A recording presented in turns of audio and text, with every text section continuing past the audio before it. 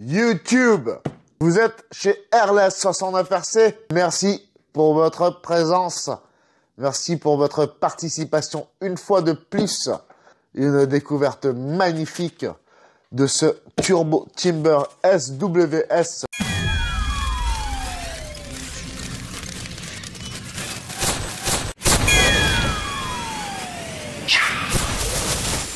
SWS pour un Sportwood Series, 2 mètres d'envergure. L'avion est grand, il n'y a pas de doute. Le carton déjà est énorme. Et vous voyez bien le bonhomme. Bien, messieurs, dames. C'est un level 2. Là, nous sommes en BNF Safe. Et vous seriez en level 3 si vous vous le procuriez en version ARF. C'est marqué sur le côté, là. Hein, voilà. Sous-entendu qu'en mode ARF, vous n'installeriez pas forcément le récepteur avec la stabilisation. Le niveau de pilotage serait donc plus élevé. EFL 71750 pour cette version BNF, numéro d'article. Et sinon, c'est 71765, je crois. Pour une version level 3, là, vous en avez pour à peu près 970 balles, 970 balles ici en Suisse. E-Flight, il débarque maintenant, après tout ce temps et après tous ses rivaux. Peu importe, hein, c'est pas une critique, mais des fois, j'ai l'impression que chez Horizon, ils font des beaux produits, mais ils sont un peu derrière, quoi.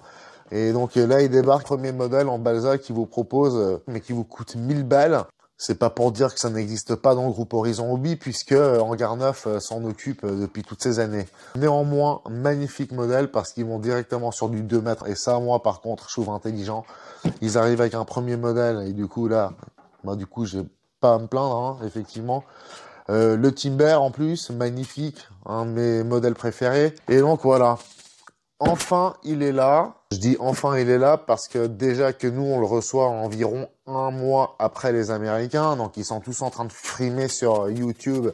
Et moi, j'arrive comme un blaireau derrière 2 mois après. Parce que le temps que je l'obtienne vraiment moi-même, on en a reçu un petit lot qu'on a dû dispatcher aux différents clients. Et du coup, moi, j'ai dû attendre mon tour. Hein.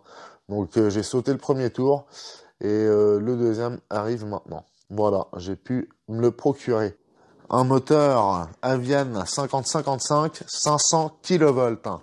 Ça, je l'avais encore jamais vu chez E-Flight. Ils l'ont sorti pour ce modèle, car clairement, chez Avian, il n'y avait pas encore ce moteur. Nous avons un 450 qui avait été produit pour le Pony, le Piper Pony de chez Hangar 9, et qui d'ailleurs est un magnifique moteur. Donc moi personnellement, je fais assez confiance aux moteurs Spectrum de nouvelle génération, notamment même les E-Flight 550 kV qui étaient montés sur les Carbon Z Cub, déjà de la bonne cam à l'époque. J'ai jamais fait vraiment de mauvaise expérience. On vole en 4 à 6S. Nous avons un récepteur AR8360T, T comme télémétrie AS3X Safe. C'est tout à fait convenable. Je pense qu'il resterait même une voie de libre pour y ajouter des LED. Mais je crois que cette version est déjà équipée de LED de base. 6 cerveaux Spectrum A6380. Ce sont les cerveaux que j'utilise assez fréquemment sur bon nombre d'avions. Ça va même sur un super Décathlon de 3,10 m. Vraiment très bon. Ils sont vraiment pas chers. Alors pour les puristes et tout ça, ils se diront c'est de la camelote pas chère vite fait. Mais c'est du bon Metal Gear high voltage. Et franchement, ça tient la route. Je n'ai jamais rencontré aucun problème en vol. Donc A6380, SPMSA 6380. Voilà. Et il précise bien que c'est pas pour des enfants en dessous de 14 ans. Hein. C'est vrai que il arriverait à en faire une bombe et se tuer avec. Je voulais vous montrer au passage un de ces moteurs, justement, notamment le 450 kV pour le Pony. Je dis qu'il a été sorti pour lui parce qu'effectivement, avant le Pony, il n'existait pas ce moteur. Hein. Donc voilà le genre de moteur qu'on mettrait sur le Timber également. Sauf que le Timber, c'est un 500. Là, vous vous rendez compte un petit peu à quoi ça ressemble. L'élément dont je voulais vous parler, c'est l'ESC Smart 100 ampères. Sur la version BNF, ils ont monté cet ESC et ils nous disent maintenant qu'en fait, il n'est pas forcément à jour. Et c'est le cas pour ceux qui sont livrés avec cette étiquette, mais c'est quoi le truc, quoi?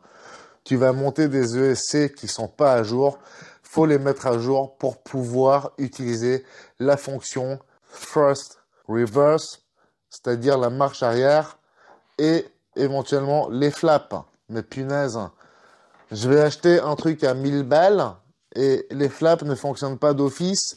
Je peux faire tous les réglages que je veux. Si son ESC n'est pas mis à jour, hein.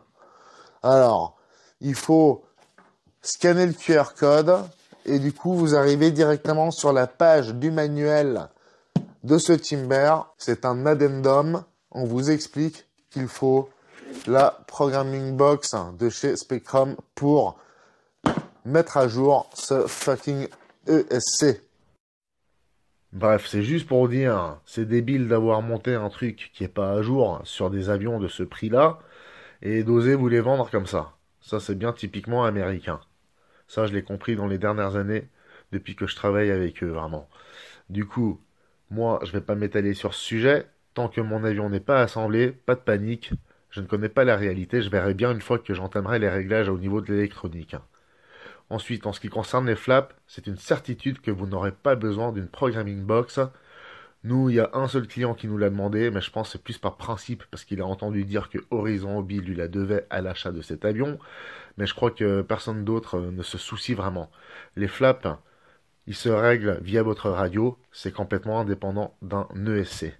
En ce qui concerne la marche arrière, en revanche, là, c'est un peu plus profond au niveau du réglage. Peut-être que si ça ne marche pas via les réglages habituels sur votre radio, peut-être qu'un petit update, comme ils disent, de l'ESC sera nécessaire. Pour l'instant, comme je vous dis, moi je m'excite pas. Et si jamais il y en a vraiment besoin, allez voir sur YouTube, il y a déjà plein de vidéos à ce sujet. Moi je vais pas m'embêter avec ça.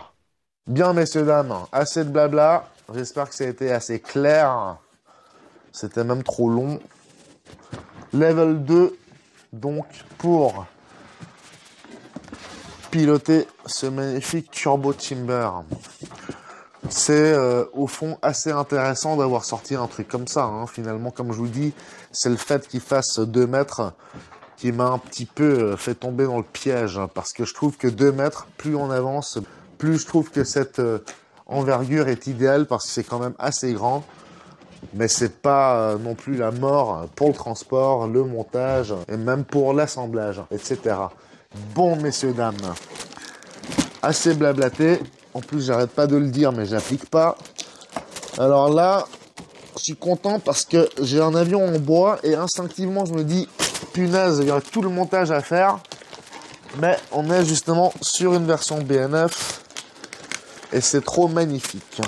Donc, on déballe du bois de chez E-Flite et qui se vole directement après un bref assemblage. Regardez-moi comme c'est beau. Comme c'est beau. Alors évidemment la couleur, moi, je suis pas fan. Hein. Comme d'hab, hein, je m'en plains, mais c'est quand même bien fait. C'est un joli rouge, il faut l'admettre. C'est vraiment assez beau. Voilà. La version ARF vous revient plus cher une fois montée avec le même équipement, la même électronique, etc. d'environ 60 balles. Cherchez l'erreur. Mais je pense que c'est basé sur le dollar et avec le cours du dollar, j'imagine que là-bas, ça revient au même. C'est ici que ça fait une différence. Voici la dérive, messieurs, dames, avec la petite roue ici, toute mignonne. Ça va venir s'enfiler par le haut, nickel. Aucun effort cette fois-ci. Il y a un truc qui est magnifique et vous le verrez encore mieux sur le fuselage. La finesse au bout de ce museau, avec les jolies moustaches, comme j'appelle ça, les pots d'échappement. Et la finesse donc, comme ça se rétrécit, comme ça devient hyper fin devant. C'est ça que je voulais vous montrer, messieurs, dames.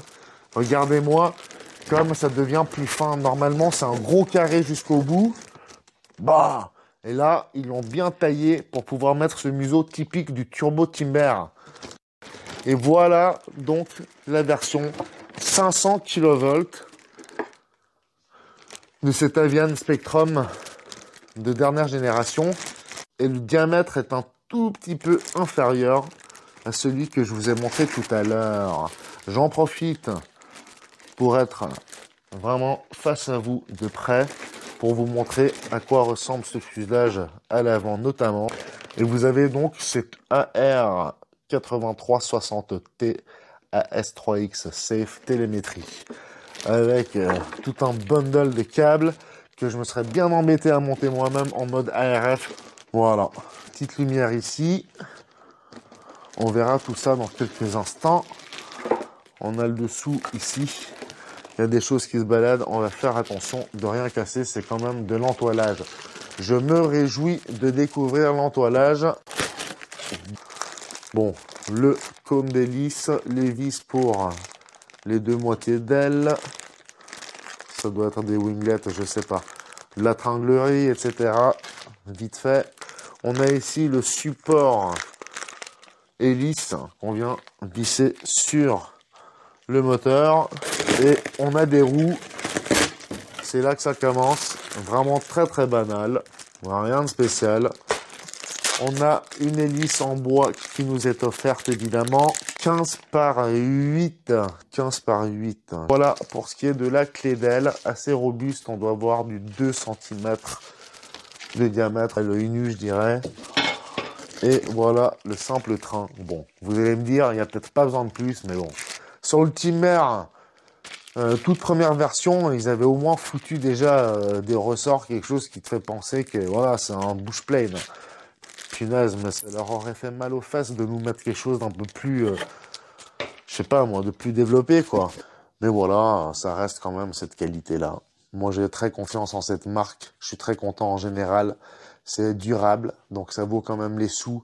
Il faut évidemment de l'entretien, toujours vérifier que tout soit bien en place, si vous avez des fissures, etc. Mais le bois, si vous l'entretenez, etc., vous le consolidez, le réparez un petit peu, tout ça, vous pouvez quand même les garder très longtemps. Donc voilà, pas pour vous dire que je laisse tomber la mousse, mais c'est vrai que plus on avance, plus je vole des envergures un peu plus importantes, à partir d'1,80 m, 2 mètres. Comme je vous ai dit, j'ai découvert que c'était mon idéal. Voilà, messieurs, dames, suffisamment de blabla. Je me réjouis de monter ça dans quelques minutes. Merci pour votre participation à cette première partie de l'unboxing. La deuxième étant l'assemblage. Merci, abonnez-vous, pouce en l'air si vous kiffez et activez-moi ces cloches de notification. RLS69RC, go!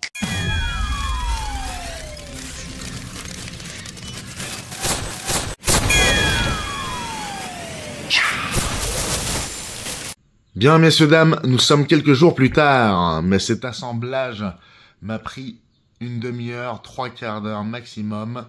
C'est vraiment très rapide puisque nous sommes sur la version BNF. Voilà à quoi cela ressemble sans l'aile. Et voici l'aile. C'est incroyable la disproportion entre la longueur de l'aile et son fuselage. Malgré la couleur prédominante que je n'aime pas, c'est un très beau design. On retrouve ce design typique du Timber, j'adore. Alors là, pour commencer, messieurs, dames, ces bras de cerveau pointent vers le haut lorsque vous déballez l'avion, que ce soit de ce côté ou de l'autre, c'est-à-dire profondeur ou dérive. Mais il y a un gros trou ici au milieu, et c'est dans celui-ci que la tringle est installée ou enfilée d'origine. On reçoit les tringles démontées, donc on les met soi-même. Moi, j'ai décidé de placer la tringle à l'extrémité du bras de cerveau, le récepteur, qui est lui un AR8360T. Pour ce qui est de l'intérieur, notamment au niveau de la lipo, ce plateau est d'origine. On vous fournit des velcro. Moi, j'ai utilisé les leurs et un peu des miens pour ajouter les petits bouts à gauche et à droite. Comme ça, j'ai une surface optimale. J'ai mis les velcro ainsi et ça fit parfaitement à l'intérieur. Je pars avec ces Spectrum 6S 5000 mAh sans C. J'aimerais bien tester une 4000 mAh. En ce qui concerne la motorisation, On est donc sur un 500 kV, comme je vous disais, et il faut monter sur ce moteur le support hélice, l'hélice et le cône d'hélice. Très simple, tout est fait pour que ce soit facile et rapide. Pour ma part, en ce qui concerne la marche arrière, je n'ai pas testé. J'ai pas testé le réglage. Je ne sais donc pas si ça fonctionne ou pas. Pour l'instant, ça ne m'intéresse pas. Il est également indiqué sur la boîte que la mise à jour de l'ESC permet également l'utilisation des flaps. Or, je n'ai rencontré aucun problème ou blocage pour régler mes flaps. D'ailleurs, un client qui a rouspété parce qu'on... D'ailleurs, dans le courant de la semaine dernière, un client qui se l'est procuré nous a prié de lui envoyer cette ESC Programmeur version 2 pour pouvoir faire ces deux réglages, donc marche arrière et flap, mais il n'avait pas encore monté son avion. Il m'a écrit quelques jours plus tard pour me demander à quoi en fait cela sert. Eh bien à rien, puisqu'il a réussi à faire fonctionner la chose sans devoir passer par ce programmeur. Donc pour ceux qui entendent ce message et qui se procurent le Timber SWS, eh bien testez d'abord, ça sert à rien de s'exciter. Vaut mieux ne pas se compliquer la vie. En ce qui concerne cette pièce-là, on vous suggère de les coller sur le train. Moi, j'aime pas que ça soit collé définitivement. J'ai donc décidé d'appliquer du double face TESA et ça sera plus simple. Autant au niveau du collage, ce sera immédiat. Je peux les enlever. Voilà. Bien, messieurs, dames. Ici, cette petite pièce en plastique est une prise d'air que vous allez coller ici. Moi, franchement, je trouve pas nécessaire.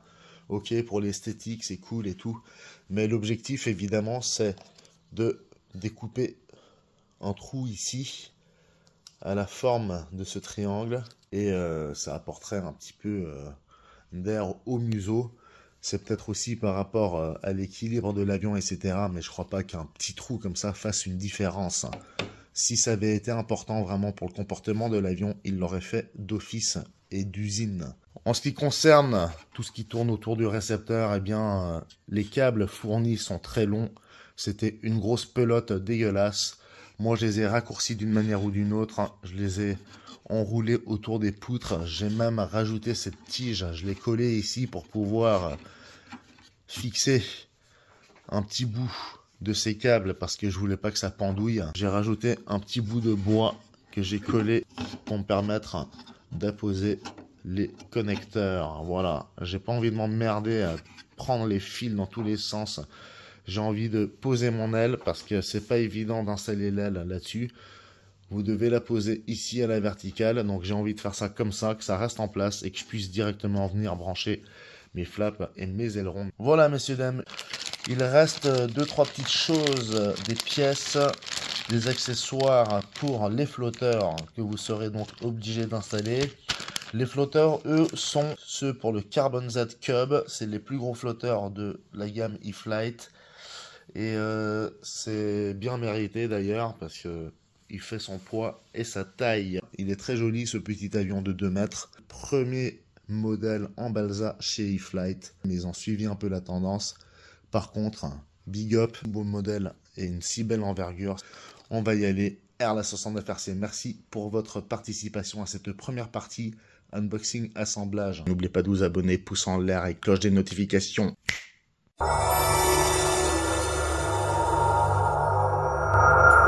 Au terrain, je dois vous dire que je viens de passer un quart d'heure à brancher ces fils parce que c'est un peu compliqué. Vous avez encore l'ouverture du cockpit pour accéder avec vos grosses mains si elles sont aussi grosses que les miennes et ça devrait faire l'affaire, mais bon, c'est un peu compliqué, je vous avoue. Allez, on finit de visser. Bien, messieurs, dames, ça bouge pas mal sur ce bateau. On a de beaux débattements. Nous avons un centre de gravité à 12 cm environ depuis ce bord d'attaque. Et j'ai mis des petits scotch ici comme repère. Voilà.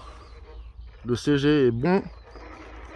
Et il y a effectivement un peu d'assistance, on le voit notamment sur la dérive. Il n'y a pas de vent.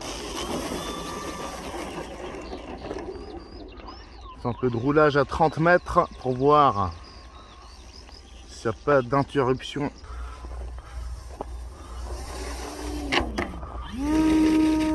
Ouh là là, c'était un peu raté. J'aurais dû me reposer, mais sincèrement, je me serais pris dans la gueule. Allez, je vous rappelle que je suis en AS3X simple. Il a l'air vraiment très péchu malgré la lipo de 5000 mAh 6S.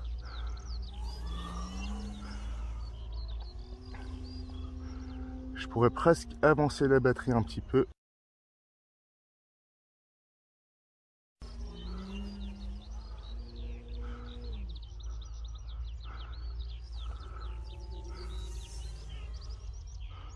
Oh là là, il est très très souple. Les surfaces de contrôle. Il répond très très bien aux commandes. Ouais, c'est magnifique.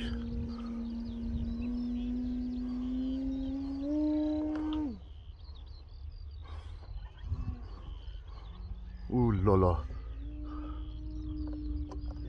Oh merde.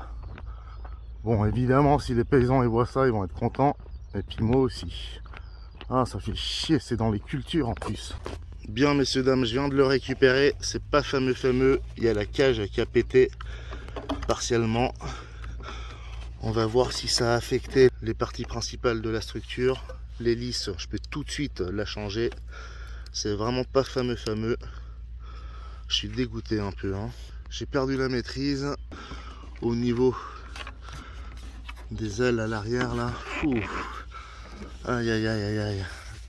C'est comme de dire que c'était pas son heure de voler en tout cas. Bon, je sais pas si j'ose y retourner parce que j'ai déjà tout abîmé. Mais il faut absolument que je retrouve la cabine. J'ai débranché la lipo. J'ai volé durant 1 minute et demie puisque j'avais une minuterie réglée à 5 minutes. Et voilà, bon. L'avion a percuté le sol visiblement suffisamment pour en perdre la cabine.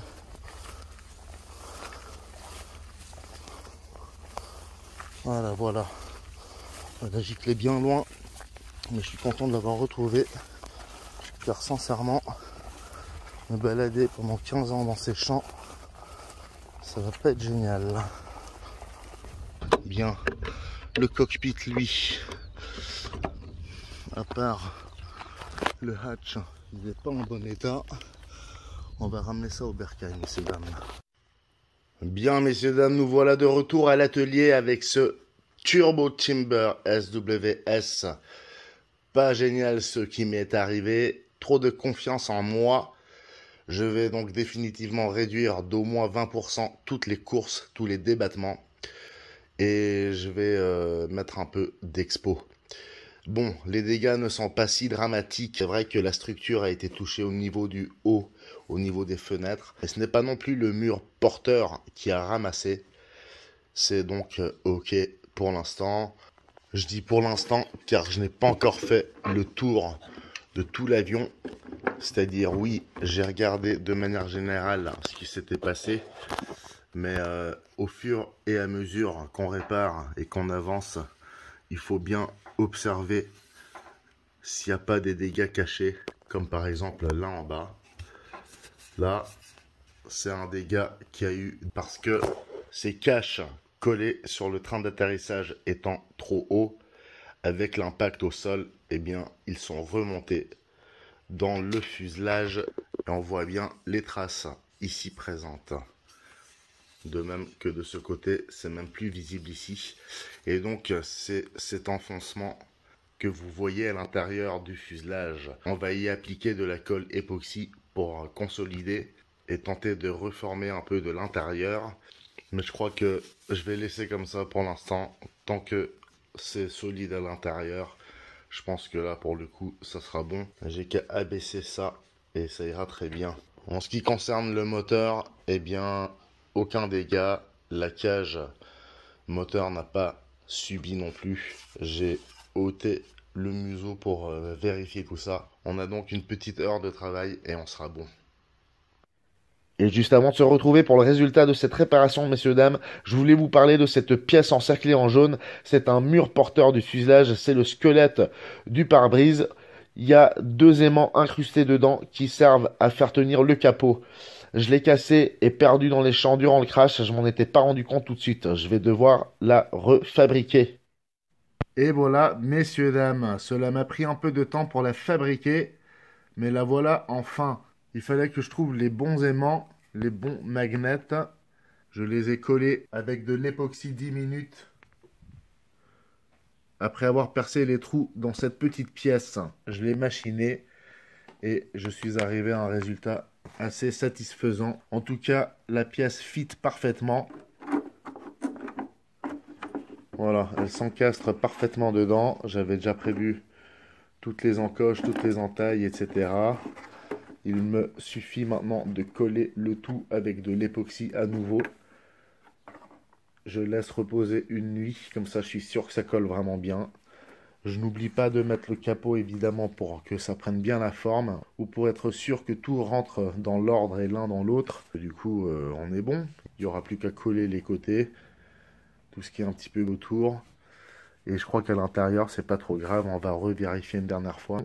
Je suis retourné à plusieurs reprises sur les lieux du crash, je n'ai jamais retrouvé.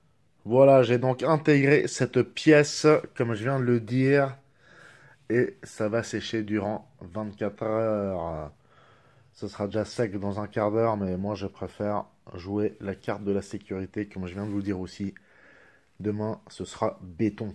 Une petite parenthèse, on a dû reprendre le pare-brise de ce côté-là, car il était un peu trop large. J'ai dû raboter un petit peu. Je viens de recoller et on reponcera ensuite. Avec le choc, évidemment, ça s'est bien splitté. C'est toujours dur de le remettre après en place et de tout aligner. Ce que j'ai donc fait, c'est que j'ai aligné un maximum, j'ai collé. Et une fois que c'était bien collé, plaqué, eh bien, j'ai reponcé et j'ai passé une couche d'époxy par-dessus. Voilà, donc c'est solide, ça tient, c'est lisse, c'est poncé, c'est bien en place. Et on va enfin pouvoir recoller cette partie-là de l'entoilage. Bien entendu qu'on débordera un petit peu par-dessus là, au coin.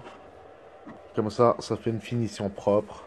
Et comme cité tout à l'heure, le capot s'enfile parfaitement. J'ai réussi à aligner ces aimants de façon relativement précise. Voilà, et ce sont de bons aimants. Voici un rapide comparo entre l'original à gauche et mon bricolage, mais il y a un petit défaut. Je me rends compte que les trous ici ne sont pas fermés. Je ne sais pas ce que j'ai fait. J'aurais à la base dû avoir une pièce complète telle qu'elle est là et percer les trous ensuite. Je viens donc de rajouter une barre. Je l'ai collée tant bien que mal. Je vais essayer de faire le nécessaire pour qu'elle reste vraiment dessus, que par aucun moyen cela ne puisse se casser, lâcher, se décoller, et regardez comme cela tombe parfaitement bien lorsque j'enfile le capot. Cela rentre comme dans du beurre, regardez-moi ça. C'est parfaitement aligné, ça remplit bien l'espace, c'est vraiment super bien fait, je suis très content. C'est pas pour me lancer des fleurs du tout, mais quand c'est bien fait, normalement c'est plus efficace. Et c'est donc optimal. Optimal car je retrouve exactement ce qu'il y avait d'origine. Et c'était bien mon objectif. Je vais donc terminer de renforcer tout cela. Je vais appliquer un entoilage aussi. Et ce sera nickel. Ça se fondra dans la masse. Aucun problème. On continue.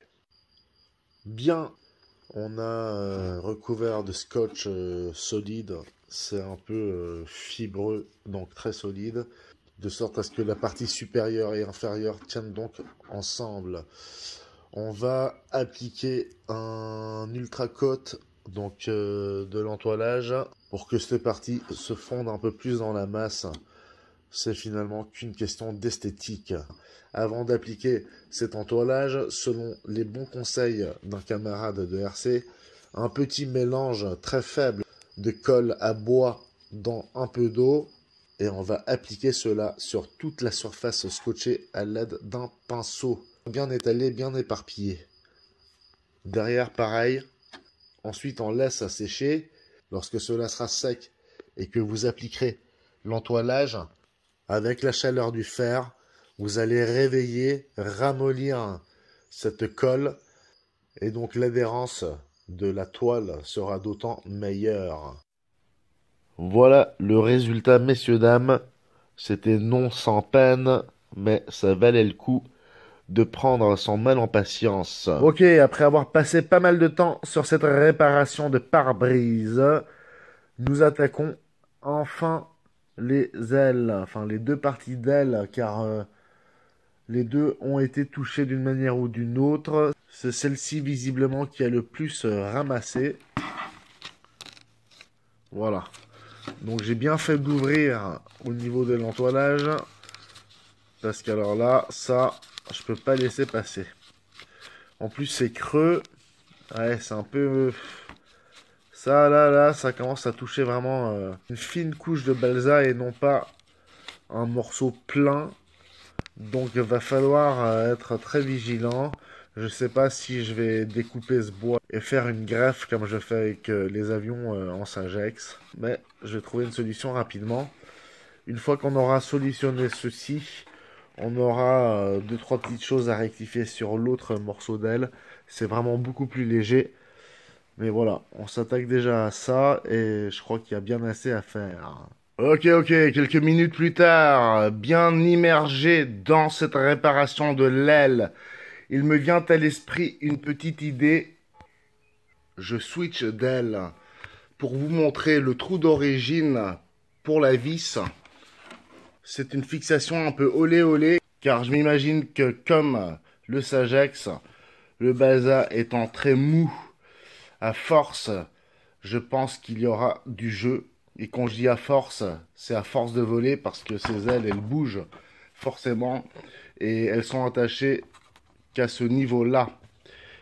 La deuxième attache se trouvant ici, au niveau du pare-brise. Donc, moi, j'ai décidé de me servir d'un bout de tube comme ceci. C'est du plastique dur mélangé à je ne sais quoi. Il me semble que c'est la clé d'aile du môle que j'avais récupérée. Donc pour chaque aile ou chaque moitié d'aile, je découpe un petit bout comme ça et je perce afin d'agrandir le trou.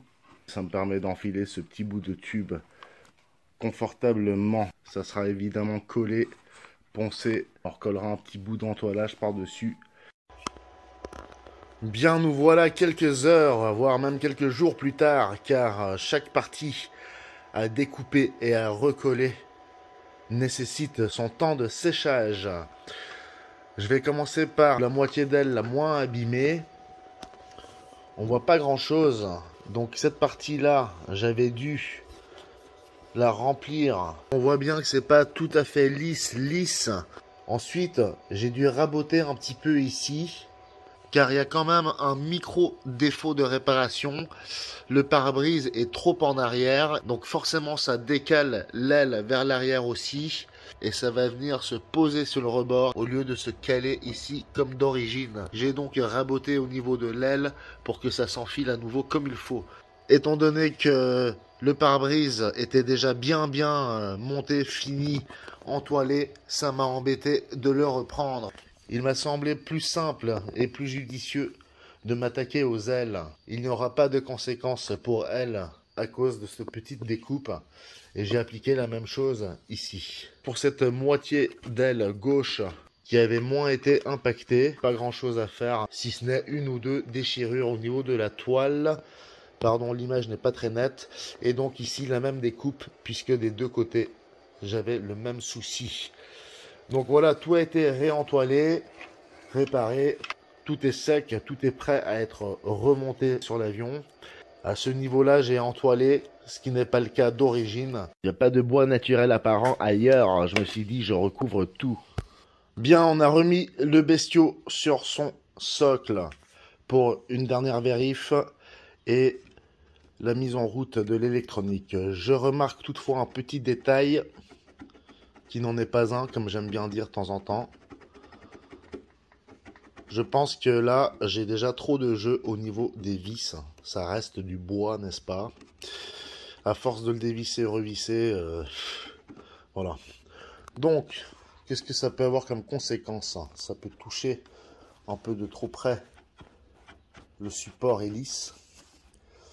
Ce serait pas génial que ça touche complètement, que ça vienne frotter durant la rotation. Sachant que c'est une partie qui vibre et que ça bouge en permanence, c'est bien clair qu'il va falloir fixer ça. Je vais envisager de plus grosses vis, même si c'est pas très beau. Pour l'instant, je me contente de mettre un scotch dessous, éventuellement dessus. L'aile sur le fuselage, voilà ce que ça donne. J'essaye de montrer par le haut, ici petit gap, mais c'est pas grave. Et du coup, vous voyez, d'où la nécessité de découper. C'est pas très bien aligné, là j'ai même découpé un peu trop, mais bon. J'ai consolidé et ça tient bien en place, c'est l'essentiel. Je voulais une base fixe, vraiment solide. Je voulais une base vraiment fiable et j'ai réussi à l'obtenir ainsi. On n'a plus que ces petites choses à monter sur le train et on est parti. Il ne reste plus que le CG à vérifier et on est bon, messieurs, dames. Et juste avant de remettre ces vis en place, il faut savoir qu'avec les petits bouts de tube que j'ai insérés dans les trous, eh bien, en laissant dépasser un petit millimètre, cela vous permet de protéger le bois lorsque vous serrez un peu trop fort. Et même si vous ne serrez pas trop fort, avec le temps et l'usure, eh bien, vaut mieux toujours avoir quelque chose en dur. Bien, tout est proprement installé. On a tout rebranché. On a refait un peu le câblage. J'ai collé les câbles, les nœuds ici, parce que ça se baladait tout le temps de gauche à droite. Bon, c'est moche, mais au moins ça tient en place. Entre-temps, j'avais commandé une nouvelle hélice. Voici le numéro d'article. C'est une 15 par 8 pour le Turbo Timber 2 mètres, donc. Hein. C'est l'hélice d'origine. Et je me suis dit, bon, ben, tant qu'à faire, le temps que je le répare, autant commander une hélice. On l'avait pas en stock, donc voilà. Mais visiblement, elle a été plus rapide à venir que moi avec ma réparation. On va donc la monter et là, on est totalement prêt. Bien, RLS69RC, restez bien accrochés, petit pouce en l'air si vous kiffez. Activez-moi ces cloches des notifications pour être prévenu de toutes mes futures vidéos. Et bien sûr, les abonnements, merci. Et on se retrouve au terrain, messieurs, dames, dans quelques secondes. Go! Allez, go, messieurs, dames, merci pour votre participation à cette nouvelle session. Séquence suivante, après réparation, et on repart de plus belle. Je remontre une dernière fois ce magnifique pare-brise que je me suis concocté pour remplacer celui que j'ai laissé dans les champs.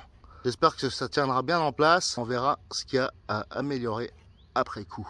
C'est parti, n'oubliez pas les pouces en l'air et abonnement. Merci, go, RLS69RC. Bon, allez. C'est parti, messieurs, dames. Ouais.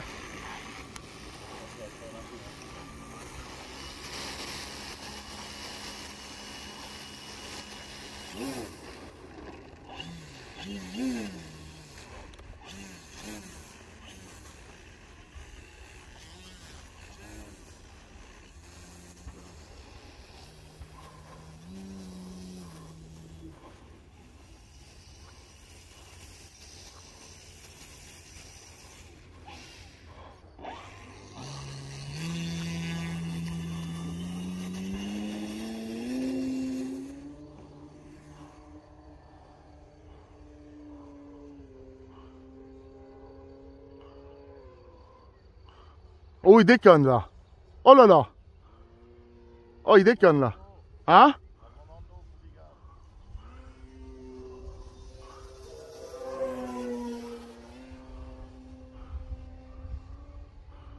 Ah, mais il déconne quand même, hein.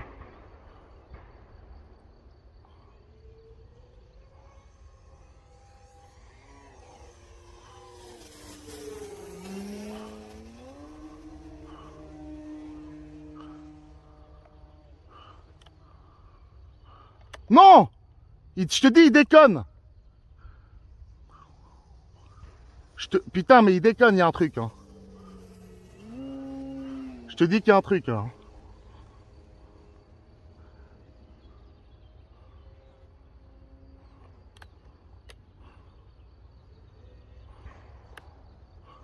Je te dis, il y a un truc là. Fais gaffe quand même.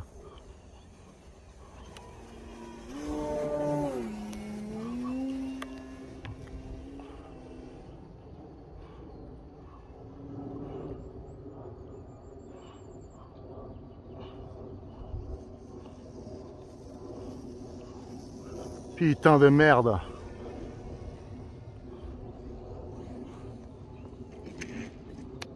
Bon, je pense que là j'ai les moindres dégâts, mais franchement, de toute façon il fallait que je redescende. Hein. Bon, c'est les moindres dégâts, je pense que j'ai juste pété le train. Mais franchement, là il y a une belle déconnade. J'aurais dû vérifier quand même l'assistance. Hein.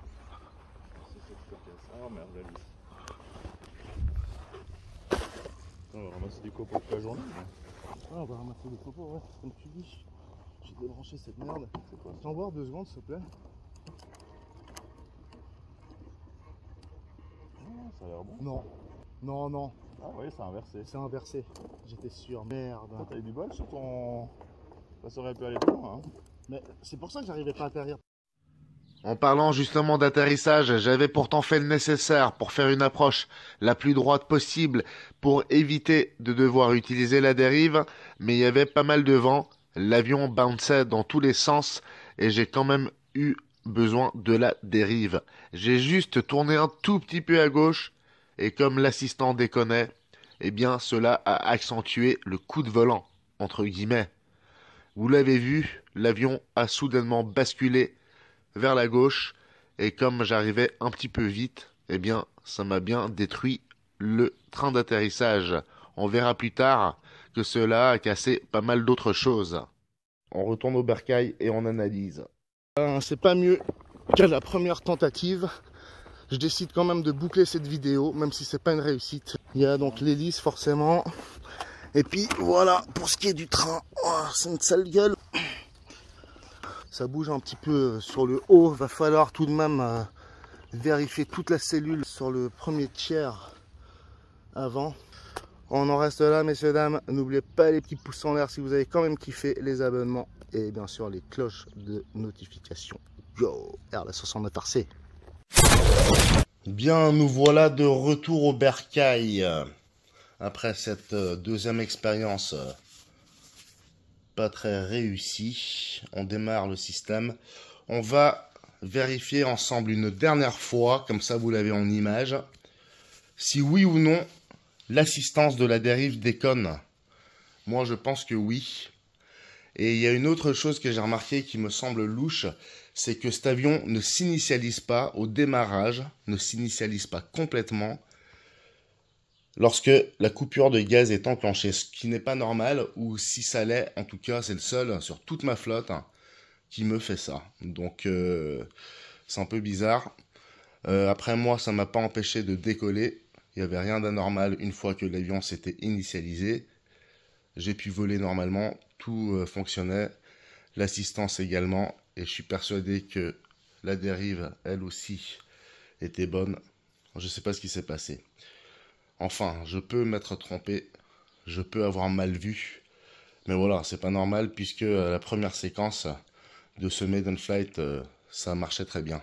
Ou comme je disais, peut-être qu'il y avait tellement peu de vent que la réaction sur la dérive n'était pas si flagrante. Cette fois-ci, je l'ai vraiment ressenti comme je vous l'ai dit.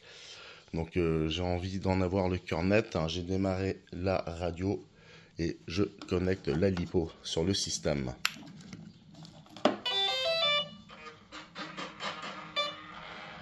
Avec la coupure de gaz enclenchée, l'avion ne s'initialise pas. C'est le seul modèle donc qui me fait ça sur toute ma flotte. C'est vraiment bizarre. C'est pas normal qu'avec une coupure de gaz enclenchée, ça ne s'initialise pas. Je sais pas pourquoi. Sur ce modèle, ça fait ça. Je débloque et vous allez voir, ça va s'initialiser.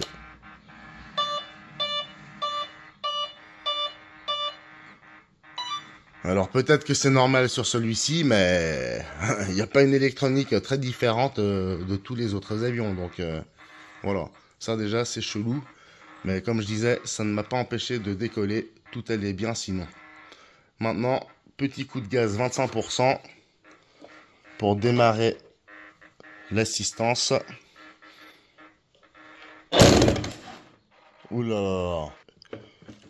Ah non, ça a quand même bien cassé. Bon, ça j'aurais dû le vérifier, mais heureusement que j'ai pas mis un coup de gaz trop violent. La cage s'est carrément pétée. Je viens d'enlever le museau et la bonne surprise, Ça c'est pété. Impossible de recoller un tel truc. Lorsque vous avez un tel poids, il ne faut pas s'amuser à recoller tout ça. Donc là, c'est clairement une nouvelle cage moteur à mettre. Mais je vais approfondir mes recherches. Je vois déjà que là, il y a une fissure. Donc c'est vraiment toute la face avant du firewall qui pourrait être touchée. On va mettre un coup de gaz maintenant pour pouvoir enclencher la petite assistance. Je débloque la coupure de gaz. J'ai mis bien plus que 25%. Maintenant, on va filmer la queue. Donc la dérive. La queue doit aller à l'inverse de là où va le museau. Donc si le museau va là, la dérive devrait aller là-bas. Et vous voyez bien que c'est pas le cas. Ok? Pareil à droite. Je vais à droite, la dérive va à droite. Comme l'assistance est super réactive et qu'elle s'arrête immédiatement lorsqu'on arrête le mouvement, on ne voit pas bien à la vitesse naturelle. J'espère que ce ralenti vous permet de mieux voir. Et c'est bien clair.